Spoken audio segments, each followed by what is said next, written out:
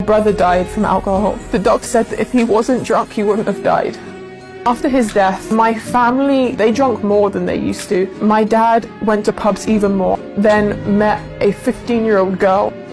He ran away with a 15-year-old girl, and he left his entire family behind. My entire family split in half. I never saw my dad again. I grew up hating alcohol. I hated parties. But as I started getting older, everyone said, if you go to these clubs, you'll meet the right people. So I started doing it for that reason. I went to a nightclub. I ended up in hospital because somebody tried to kidnap me. I was in an awful state, thinking, why did I do this to myself? And when I came to Turkey, I stood between Blue Mosque and Hagia Sophia, and just hearing the azan, that is so beautiful, that is so peaceful. And I had an hour journey back to my hostel. I didn't know the way, so I got my phone out, I was ready to Google Map, and then my phone that was on 50% battery just died. I thought, God, if you're real, help me get back to my hostel. And in that moment, in a very, very, very, very long time, I wasn't anxious. Subhanallah, I just walked straight to my hostel. I didn't take a single wrong turn. Nobody helped me. Subhanallah, it wasn't me, it was Allah. And after that, I just kept learning. I kept reading the Quran, and lockdown forced me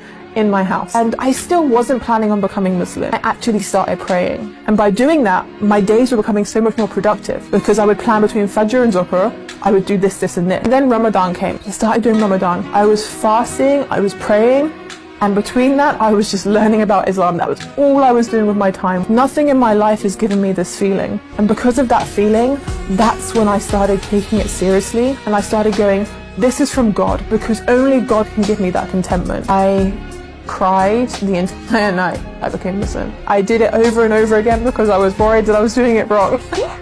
I'd take a breath and then I'd try again, then I'd start crying.